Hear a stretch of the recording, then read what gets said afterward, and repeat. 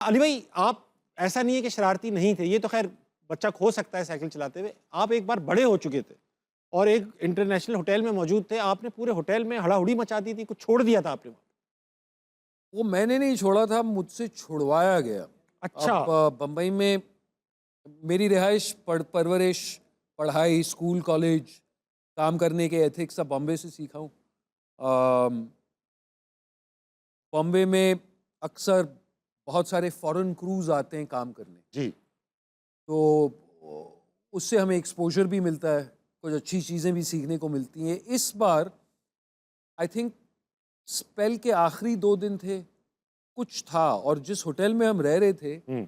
वहाँ ये British crew आई थी, और ब्रिटिश क्रू रिसेप्शन वालों से काफ़ी खफा थे, ठीक है, नाराज थे। नाराज थे। हाँ। तो पैकअप के बाद जब हम वापस आ रहे थे, ये जुहू का इलाका है, जुहू में रोड पर, और सिर्फ जुहू में नहीं, बांद्रा, काफ़ी इलाकों में बॉम्बे में जंगली सुअर बहुत होते हैं रोड पे। रोड पे घूम रहे होते। रोड पे जैसे गाय घूमते हैं वैसे सुअर भी घूमते हैं, ठीक। कुत्ते भी घूमते हैं, बिल्लियां भी घूमती हैं। सुअर ने बच्ची दी, उसी तो वक्त ताजा। छोटा बच्चा एक एडी ने उठा लिया। मैं तो हाथ लगाता नहीं हूँ, तो एडी ने उठाकर एक हैवरसैक में उस सुअर के बच्चे को बंद कर दिया। और अब हम होटल के एंट्रेंस में ड्राइव कर रहे हैं, तो मैंने उससे कहा, यार क्या करना क्या चाह रहे हो, पागल तो नहीं हो? नहीं नहीं, will have fun, will have. उसने बैग मुझे थमा दिया। अब हम होटल के लॉबी से गुजरते गुजरते लिफ्ट तक आए। सेकंड फ्लोर पे हमारी रिहाइश थी। सेकंड फ्लोर पर जैसे पहुंचे, उसने हैवरसैक मुझसे लिया, जिप खोली, सुअर के बच्चे को लिफ्ट में डाला और ग्राउंड फ्लोर दबा दिया, और हम बाहर निकल गए। उतरी। तो जैसे लिफ्ट नीचे आई और दरवाजे खुले, और सारे फॉरेन टूरिस्ट और दुनिया भर का वो सुअर लॉबी से भाग के तो पब्लिक पागल। अरे। तो ये मैंने नहीं किया, लेकिन मेरे सामने हुआ था।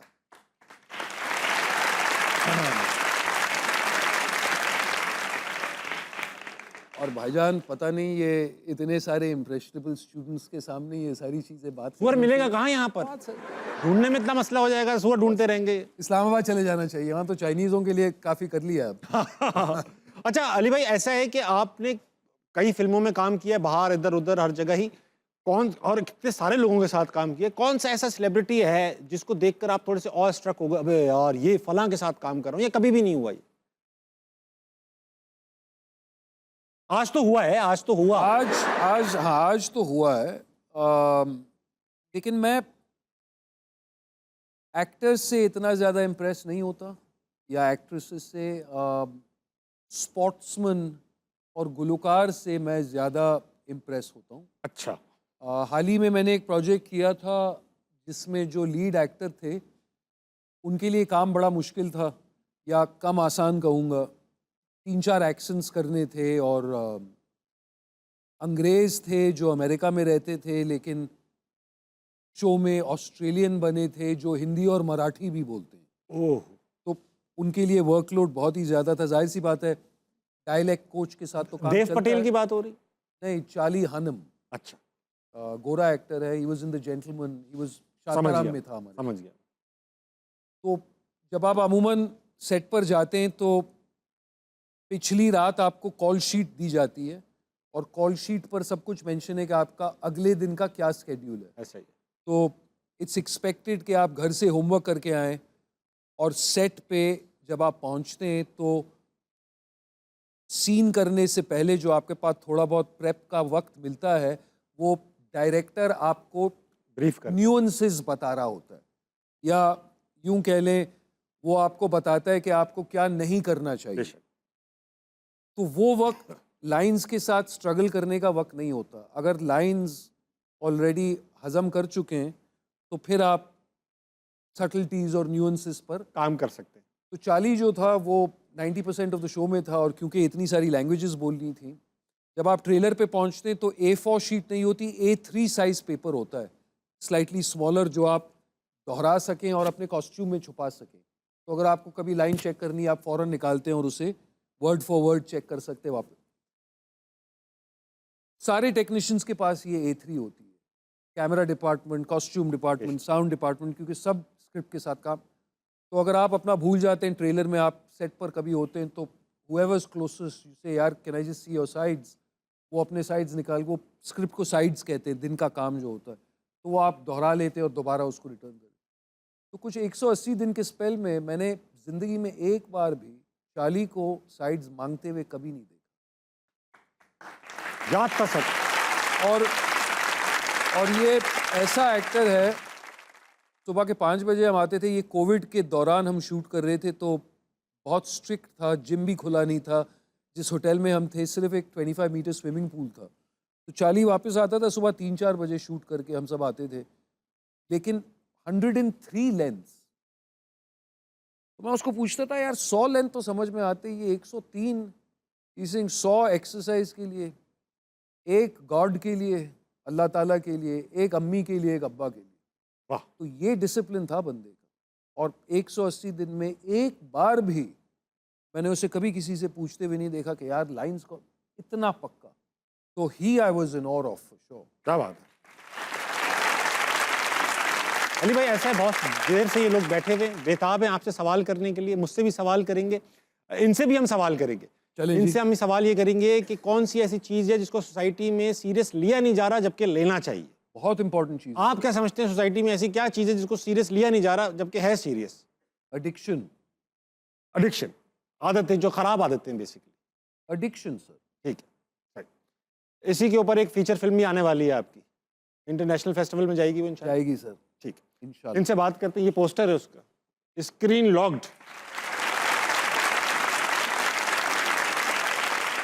ऐसा लग रहा है कि ये मोबाइल फोन एडिक्शन के ऊपर है अली भाई। सर आज से सबसे खतरनाक एडिक्शन डिजिटल एडिक्शन ही है ना? बेशक बेशक ऐसा ही है। और ऐसी मर्ज है जो किसी को नहीं बख्शती।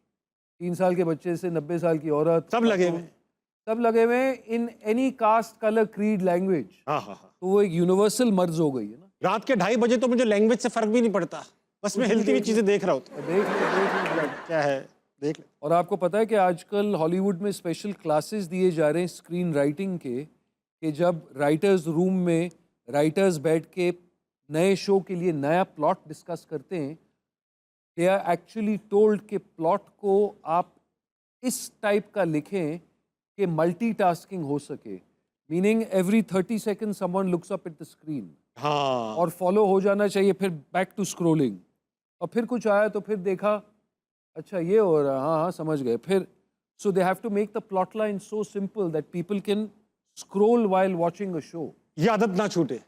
ठीक है अली भाई, आज चल। मैं एक बड़ी दिलचस्प हाँ। तस्वीर देख रहा था, माजरत आपकी बात Please, काट please। रहा हूँ। जापान में एक औरत स्विम कर रही थी, बैक स्ट्रोक लेंथ्स कर रही थी एक्सरसाइज के लिए, और लेंस करते करते अपने स्विमिंग पूल में वो स्क्रोल कर रही थी। आप इस वीडियो पे रुके क्यों? मैं तो यूं कर देता कि हाँ ये क्या कर रही है, यूं कर देता,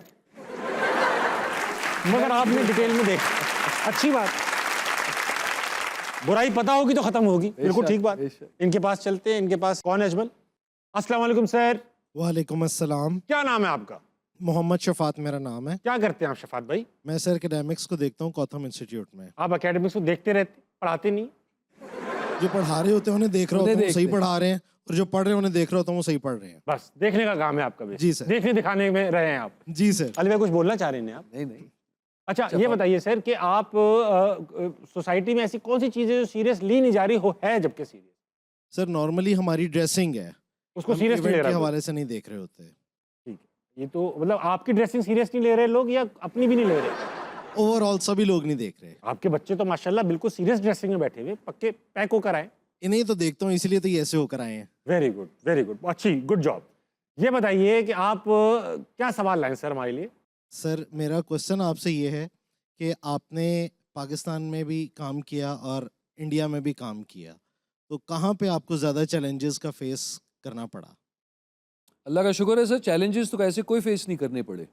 दोनों मुल्क में उतना ही प्यार मिलता है, दोनों जगह पे काम करने में उतना ही मज़ा आता है, बस काम अच्छा होना चाहिए। चैलेंजेस आपको कहीं नहीं मिले? अल्लाह का शुक्र है सर, काय के चैलेंजेस? वो तो होता है ना, तो मुश्किल काम है, पैसे नहीं मिल रहे, पक पक हो रही है, चक हो रही ये है, चैलेंजेस थोड़ी, ये तो रोजमर्रे की कहानी है, ये तो लाइफ है। ये तो लाइफ है, ये चैलेंजेस कहाँ है?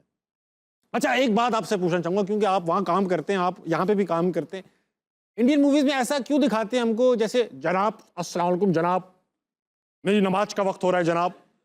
आप यहाँ देखते होंगे, हम तो अभी हम चाइना गए, वहाँ पे भी उन्होंने ना, खातून ने जो हमारी गाइड थी उन्होंने उर्दू सीख रखी थी, अब वो हमें सुबह सुबह कहते हैं जनाब बैठ जाइए, जनाब लेट जाइए, जनाब खड़े हो जाइए। मैंने कहा कि ये जनाब क्यों कह रही हैं आप? जी। कहने लगी फिर क्या कहूं? मैंने कहा अबे अबे करके बात कीजिए हमसे, अबे बैठ जाए, अबे खड़े हो जाए। ये वहाँ पे जाके सब सुरमा लगाए हुए होते हैं पाकिस्तानी, आपने देखा, और इतने 4-5 तावीज़ लटका, आप जाके उन्हें बताते नहीं है कि ऐसा है नहीं। भाईजान उनके रिसर्च के मुताबिक ऐसा है, कहाँ देख रहे हैं वो ये सब? पता नहीं कौन से मजमे में देख रहे हैं, लेकिन उनको कोई झंडियाँ लगी तस्वीरें हुई मिल नहीं हैं। रही। हाँ। तो अली भाई आपने बताइएगा कि ऐसा नहीं है, ऐसा है, जैसे आप हैं वैसे ही हम पाकिस्तानी। जैसे हम सब हैं। हाँ, तो ये है सर। और सुनाएं कैसे हैं आप? ठीक है सर? अल्हम्दुलिल्लाह सर। माइक दे दीजिए किसी और को।